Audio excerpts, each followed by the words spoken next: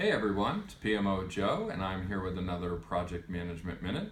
We just wrapped up a great Project Management Office Hours radio show, and I'm joined now by Tom Stokes. Welcome, Tom. Thank you. What is your nickname? My given name is Thomas, but most people call me Tom. Growing up, it was Tommy, but of course, I tried to change that when I got to college to make it sound a little more mature. Since then, I'm happy of it because it's shorter. Sure.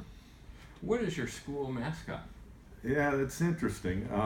I don't much identify with my college mascot because I wasn't that enthusiastic about going to college. But in high school, I was in the George County Rebels. Okay. And I've kind of looked back to see if the political correctness these days, if they have kept that name, and they have. I'm a little bit surprised. But I couldn't find any pictures online of them following the Confederate flag. I think they've let that go since 1975 when I left. All right. Who has been your most influential mentor over the years? I worked for a time in Holland, working for Philips Electronics, and there I had a manager named Joop van der Linde, who has influenced me more than anybody else in my career. And I think the reason is because he was from a different culture, but it's a culture that's not so different from the United States, like if he was Chinese or Japanese or something. It's still recognizable, but the Dutch and the Europeans do have a completely different way of approaching things, and I think the mix of his approach and my approach has shaped me into the person that I am today. That's great. What's your favorite project you've worked on? Oh man.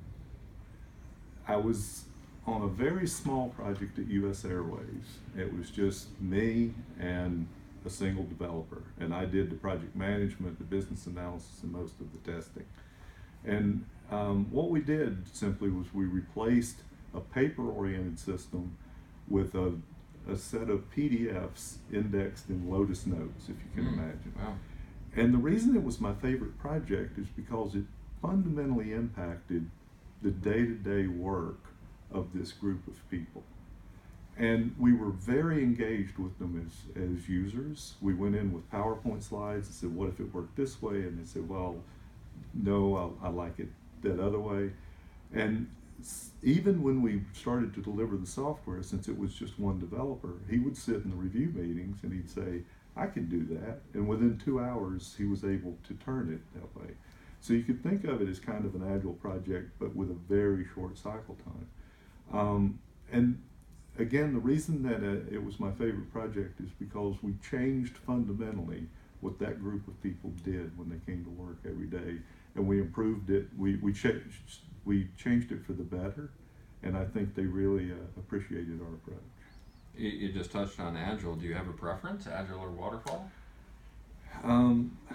No, and my preference would be that we stop using those words to label the way we approach things, and we just start doing projects, and we go back to more generic sounding words like iteration and things like that, because I do believe that iteration is good. You shouldn't do too much before you check in with the stakeholders, but some of the ceremonies and the lingo and the rigidity that people approach Agile with bothers me a little bit.